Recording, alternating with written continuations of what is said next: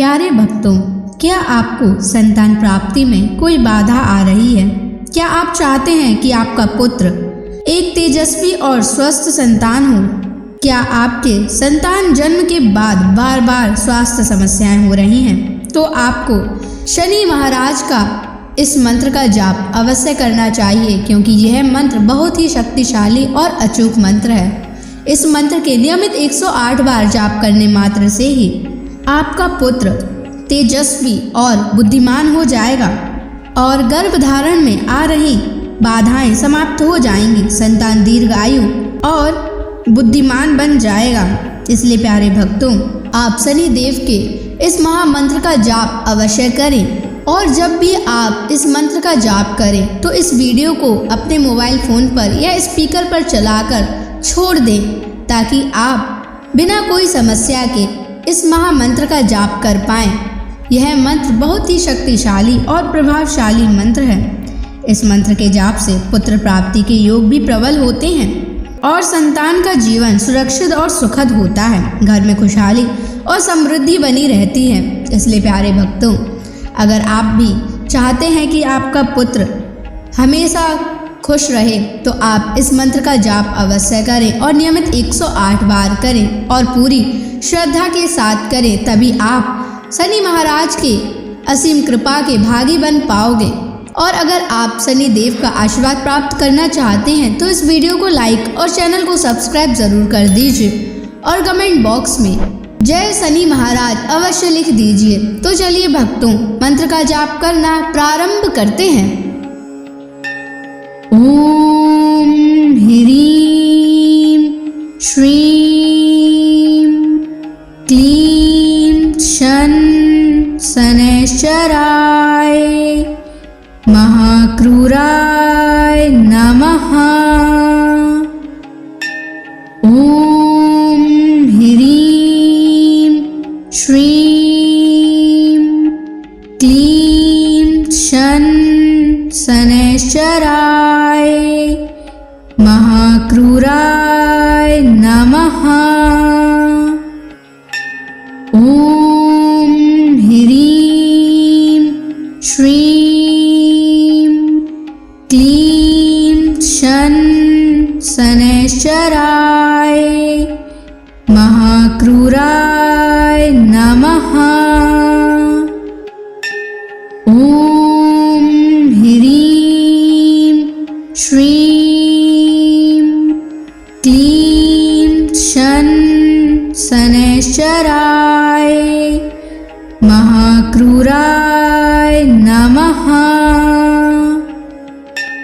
ओम ह्रीं श्रीं क्लीं शन शनैश्चराय महाक्रूराय नमः।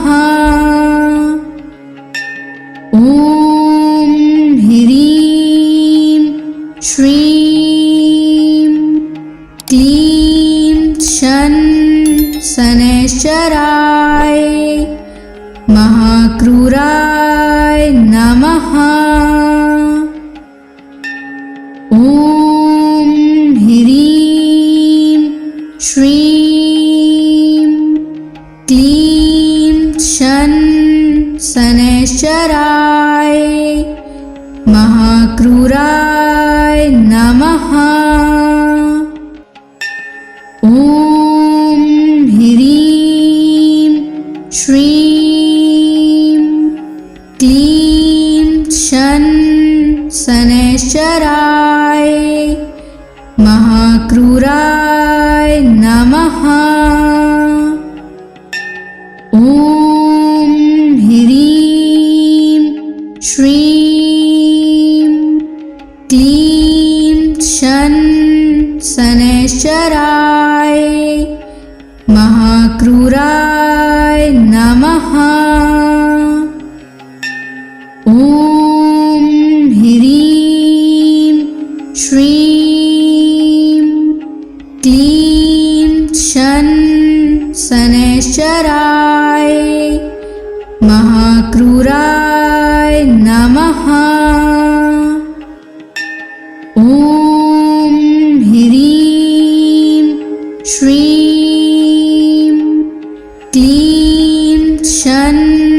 शनैश्चराय महाक्रूराय नमः। ॐ ह्रीं श्रीं क्लीं शनैश्चराय महाक्रूराय नमः। ॐ ह्रीं श्रीं क्लीं शनैश्चराय महाक्रूराय नमः। ॐ ह्रीं श्रीं क्लीं शनैश्चराय महाक्रूराय नमः। ॐ ह्रीं श्रीं क्लीं शनैश्चराय महाक्रूराय नमः।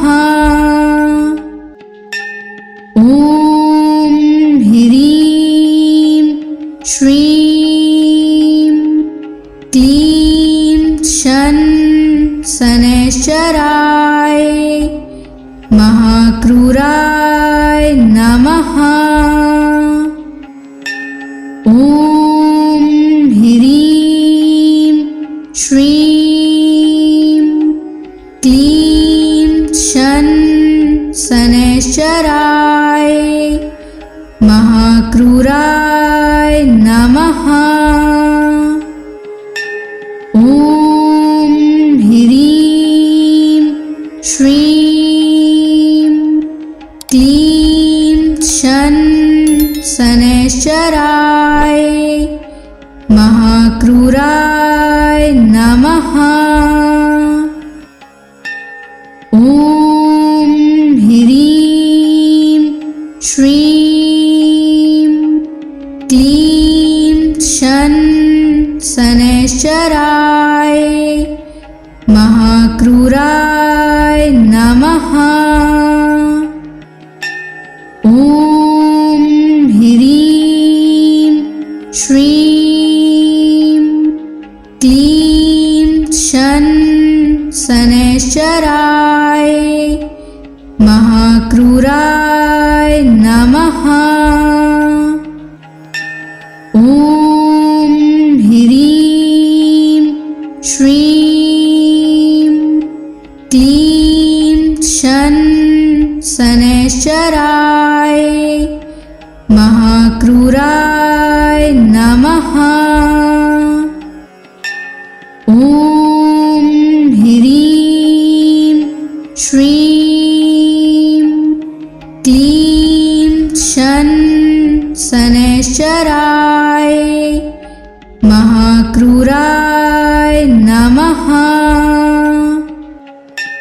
ॐ ह्रीं श्रीं क्लीं शनैश्चराय महाक्रूराय नमः।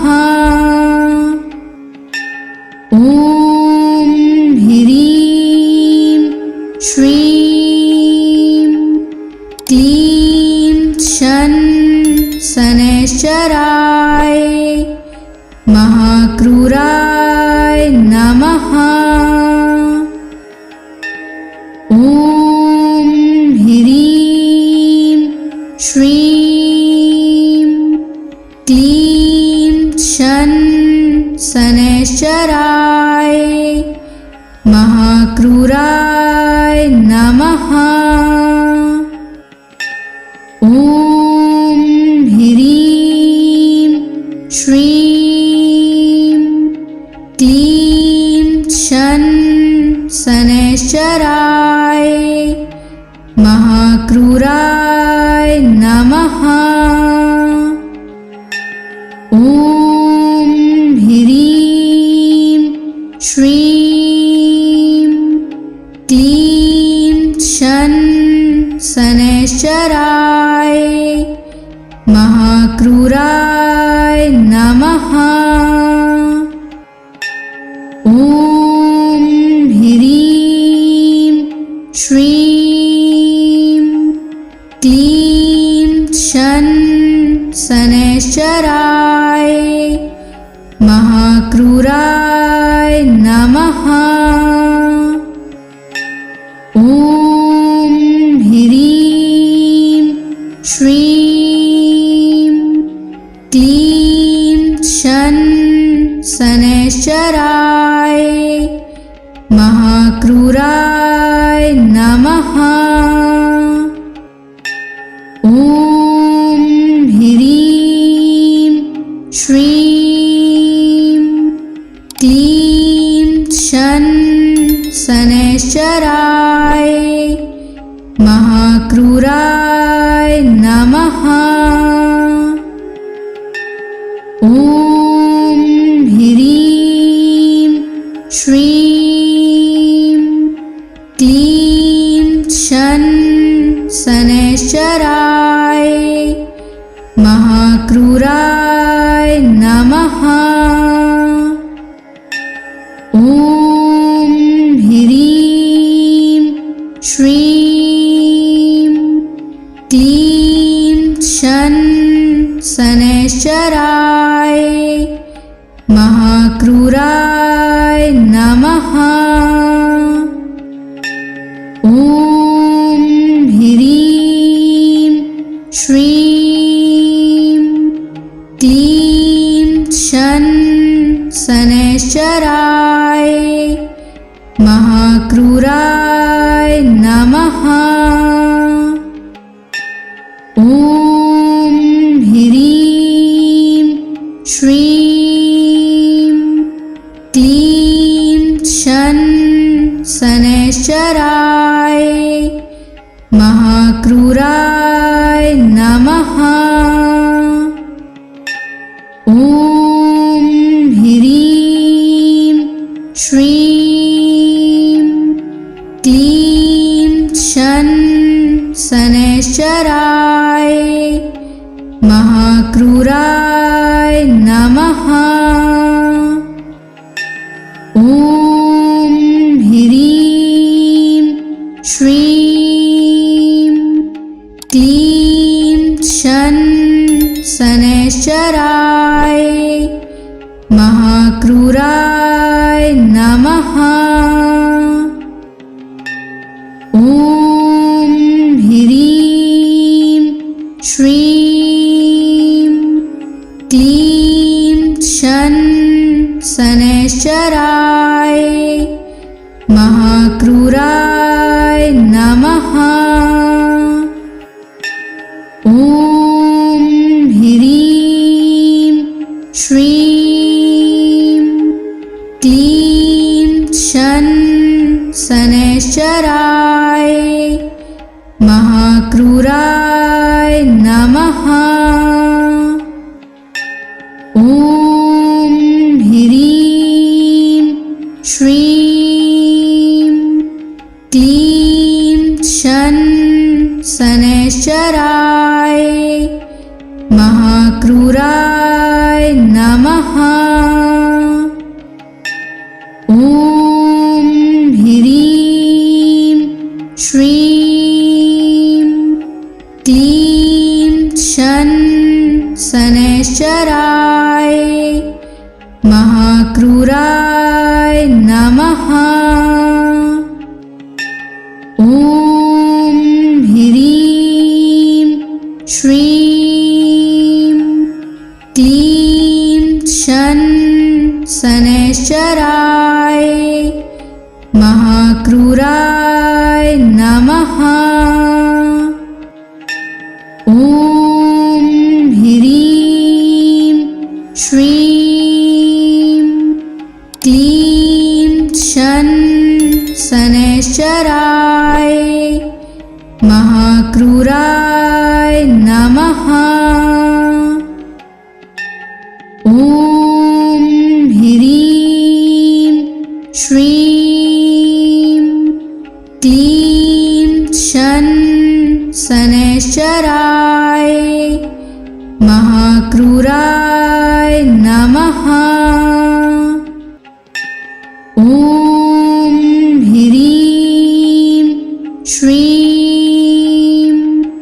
क्लीं शन शनैश्चराय महाक्रूराय नमः। ॐ ह्रीं श्रीं क्लीं शन शनैश्चराय महाक्रूराय नमः। ॐ ह्रीं श्रीं क्लीं शन शनैश्चराय महाक्रूराय नमः। ॐ ह्रीं श्रीं क्लीं शन शनैश्चराय महाक्रूराय नमः। ॐ ह्रीं श्रीं क्लीं शन शनैश्चराय महाक्रूराय नमः। ॐ ह्रीं श्रीं क्लीं शन शनैश्चराय महाक्रूराय नमः। ॐ ह्रीं श्रीं क्लीं शन शनैश्चराय महाक्रूराय नमः। ॐ ह्रीं श्रीं क्लीं शन शनैश्चराय महाक्रूराय नमः। ॐ ह्रीं श्रीं क्लीं शन शनैश्चराय महाक्रूराय नमः। ॐ ह्रीं श्रीं क्लीं शन शनैश्चराय महाक्रूराय नमः। ॐ ह्रीं श्रीं क्लीं शन शनैश्चराय महाक्रूराय नमः। ॐ ह्रीं श्रीं क्लीं शन शनैश्चराय महाक्रूराय नमः। ॐ ह्रीं श्रीं क्लीं शन शनैश्चराय महाक्रूराय नमः। ॐ ह्रीं श्रीं क्लीं शन शनैश्चराय महाक्रूराय नमः। ॐ ह्रीं श्रीं क्लीं शन शनैश्चराय महाक्रूराय नमः। ॐ ह्रीं श्रीं क्लीं शन शनैश्चराय महाक्रूराय नमः। ॐ ह्रीं श्रीं क्लीं शन शनैश्चराय महाक्रूराय नमः। ॐ ह्रीं श्रीं क्लीं शन शनैश्चराय महाक्रूराय नमः। ॐ ह्रीं श्रीं क्लीं शन शनैश्चराय महाक्रूराय नमः। ॐ ह्रीं श्रीं क्लीं शन शनैश्चराय महाक्रूराय नमः। ॐ ह्रीं श्रीं क्लीं शन शनैश्चराय महाक्रूराय नमः। ॐ ह्रीं श्रीं क्लीं शन शनैश्चराय महाक्रूराय नमः। ॐ ह्रीं श्रीं क्लीं शन शनैश्चराय महाक्रूराय नमः। ॐ ह्रीं श्रीं क्लीं शन शनैश्चराय महाक्रूराय नमः।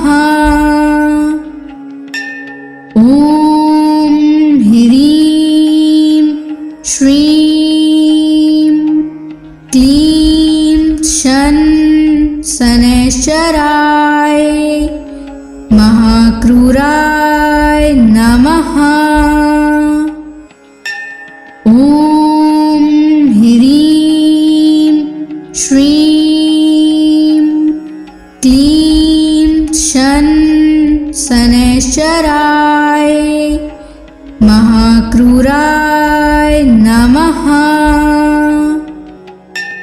ॐ ह्रीं श्रीं क्लीं शन शनैश्चराय महाक्रूराय नमः। ॐ ह्रीं श्रीं क्लीं शन शनैश्चराय महाक्रूराय नमः। ॐ ह्रीं श्रीं क्लीं शन शनैश्चराय महाक्रूराय नमः। ॐ ह्रीं श्रीं क्लीं शन शनैश्चराय महाक्रूराय नमः। ॐ ह्रीं श्रीं क्लीं शन शनैश्चराय महाक्रूराय नमः। ॐ ह्रीं श्रीं क्लीं शन शनैश्चराय महाक्रूराय नमः। ॐ ह्रीं श्रीं क्लीं शन शनैश्चराय महाक्रूराय नमः।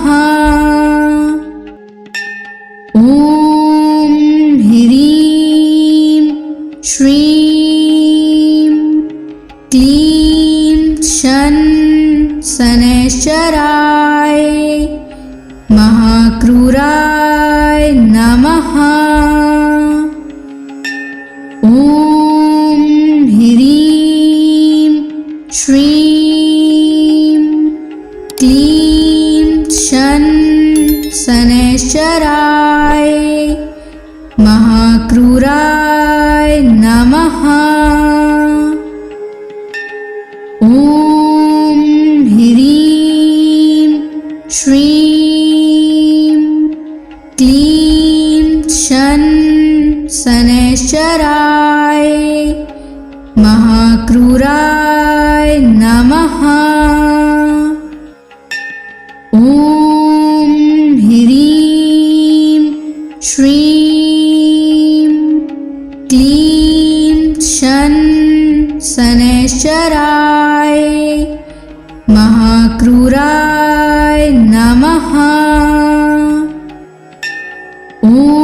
ॐ ह्रीं श्रीं क्लीं शन शनैश्चराय महाक्रूराय नमः।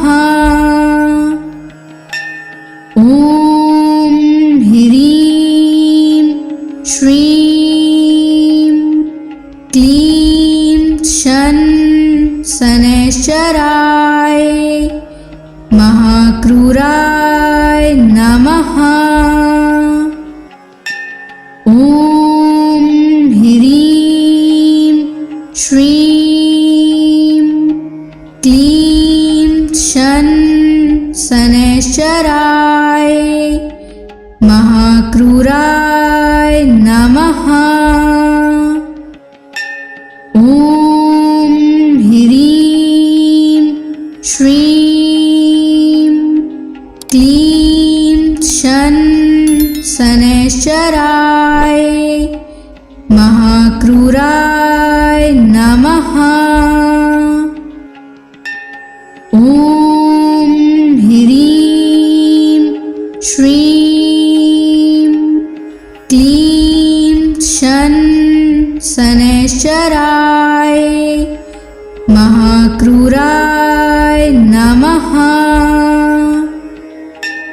ॐ ह्रीं श्रीं क्लीं शन शनैश्चराय महाक्रूराय नमः।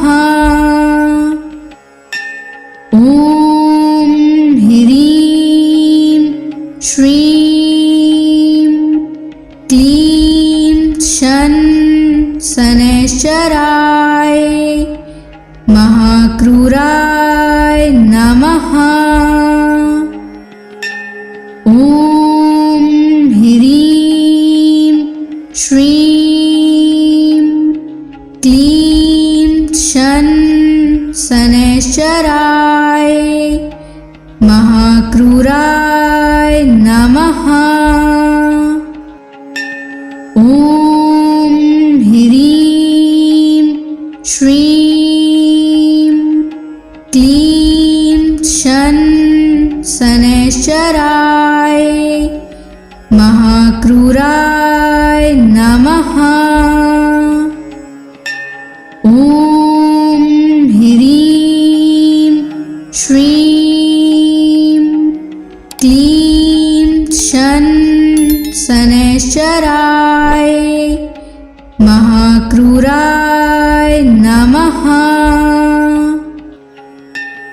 ॐ ह्रीं श्रीं क्लीं शन शनैश्चराय महाक्रूराय नमः। ॐ ह्रीं श्रीं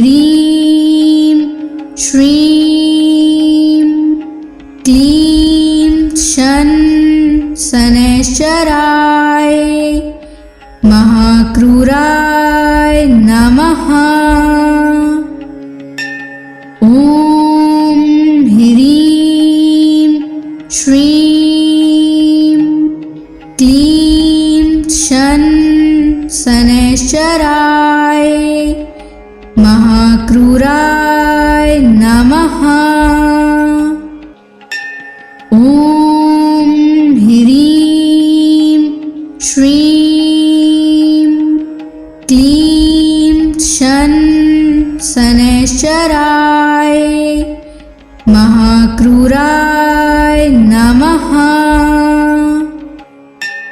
ॐ ह्रीं श्रीं क्लीं शन शनैश्चराय महाक्रूराय नमः।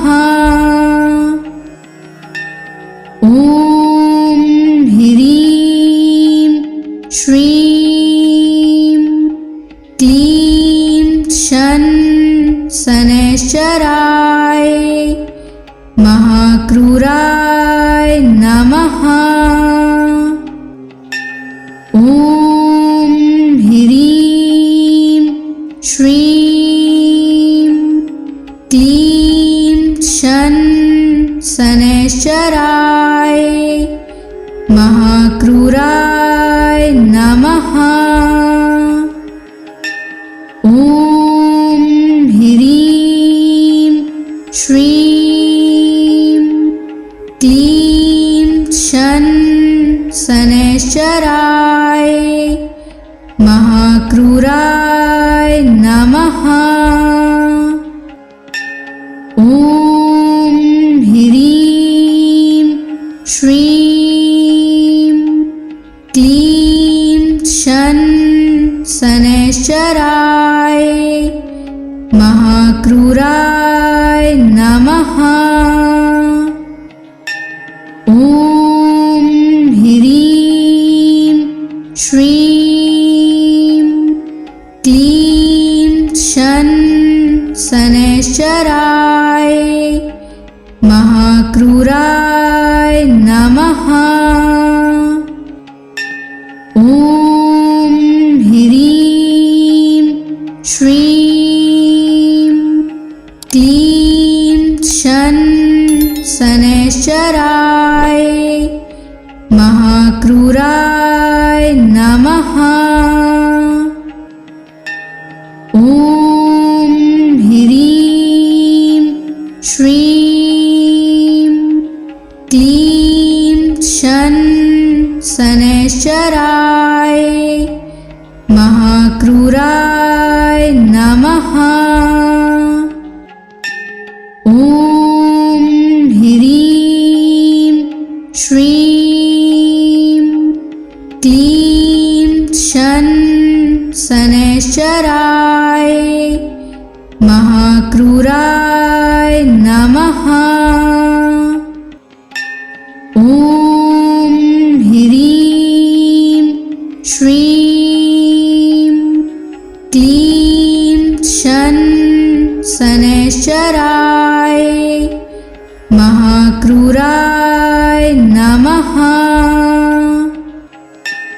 ॐ ह्रीं श्रीं क्लीं शन शनैश्चराय महाक्रूराय नमः।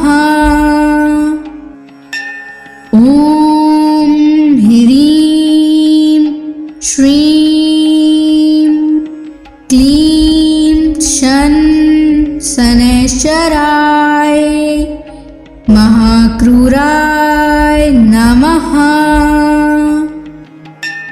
ॐ ह्रीं श्रीं क्लीं शन शनैश्चराय महाक्रूराय नमः। ॐ ह्रीं श्रीं क्लीं शन शनैश्चराय महाक्रूराय नमः। ॐ ह्रीं श्रीं क्लीं शन शनैश्चराय महाक्रूराय नमः। ॐ ह्रीं श्रीं क्लीं शन शनैश्चराय महाक्रूराय नमः। ॐ ह्रीं श्रीं क्लीं शन शनैश्चराय महाक्रूराय नमः। ॐ ह्रीं श्रीं क्लीं शन शनैश्चराय महाक्रूराय नमः। ॐ ह्रीं श्रीं क्लीं शन शनैश्चराय महाक्रूराय नमः। ॐ ह्रीं श्रीं क्लीं शन शनैश्चराय महाक्रूराय नमः। ॐ ह्रीं श्रीं क्लीं शन शनैश्चराय महाक्रूराय नमः। ॐ ह्रीं श्रीं क्लीं शन शनैश्चराय महाक्रूराय नमः।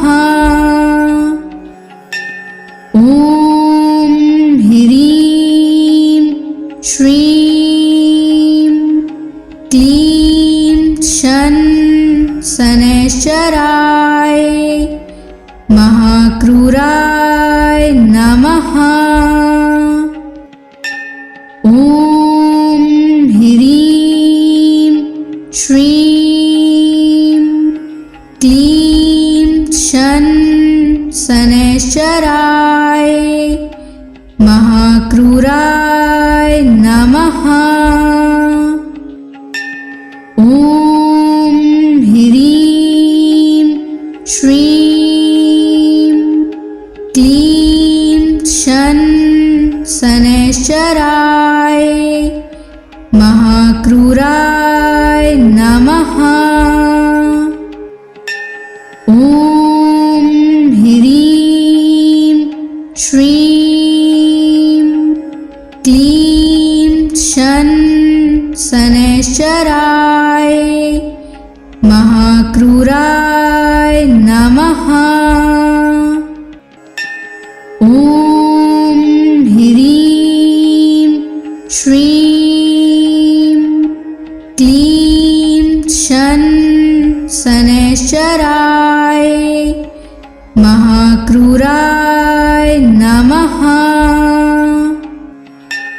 ॐ ह्रीं श्रीं क्लीं शन शनैश्चराय महाक्रूराय नमः। ॐ ह्रीं श्रीं क्लीं शन शनैश्चराय महाक्रूराय नमः। ॐ ह्रीं श्रीं क्लीं शन शनैश्चराय महाक्रूराय नमः। ॐ ह्रीं श्रीं क्लीं शन शनैश्चराय महाक्रूराय नमः। ॐ ह्रीं श्रीं क्लीं शन शन शनैश्चराय महाक्रूराय नमः। ॐ ह्रीं श्रीं क्लीं शन शनैश्चराय महाक्रूराय नमः। ॐ ह्रीं श्रीं क्लीं शन शनैश्चराय महाक्रूराय नमः। ॐ ह्रीं श्रीं क्लीं शन शनैश्चराय महाक्रूराय नमः।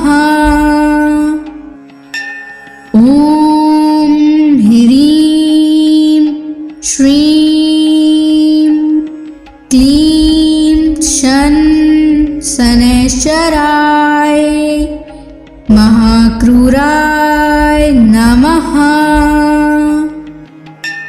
ॐ ह्रीं श्रीं क्लीं शन शनैश्चराय महाक्रूराय नमः। ॐ ह्रीं श्रीं क्लीं शन शनैश्चराय महाक्रूराय नमः। ॐ ह्रीं श्रीं क्लीं शन शनैश्चराय महाक्रूराय नमः।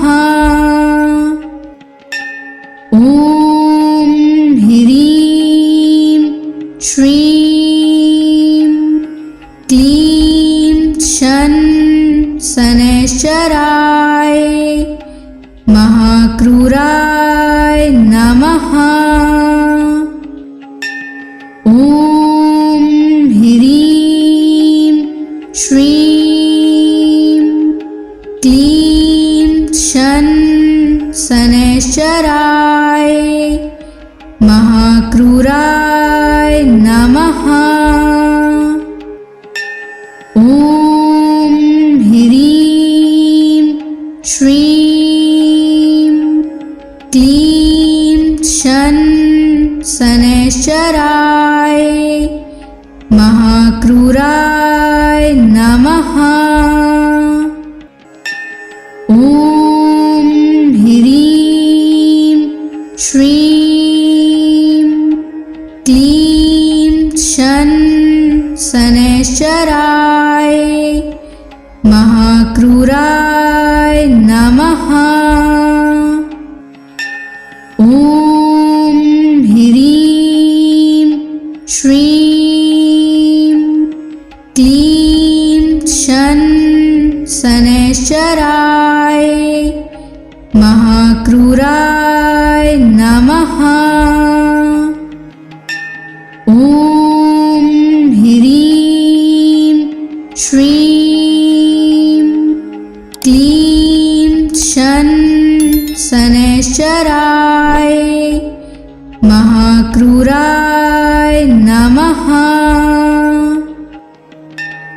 ॐ ह्रीं श्रीं क्लीं शन शनैश्चराय महाक्रूराय नमः।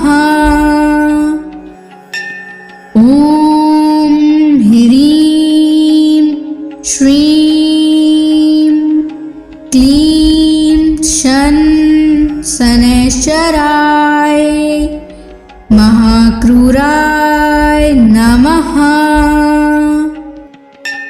ॐ ह्रीं श्रीं क्लीं शन शन शनैश्चराय महाक्रूराय नमः।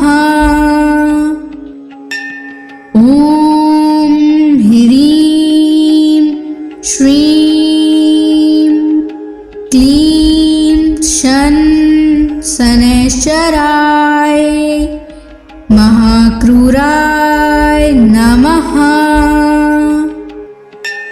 ॐ ह्रीं श्रीं क्लीं शन शनैश्चराय महाक्रूराय नमः। ॐ ह्रीं श्रीं क्लीं शन शनैश्चराय महाक्रूराय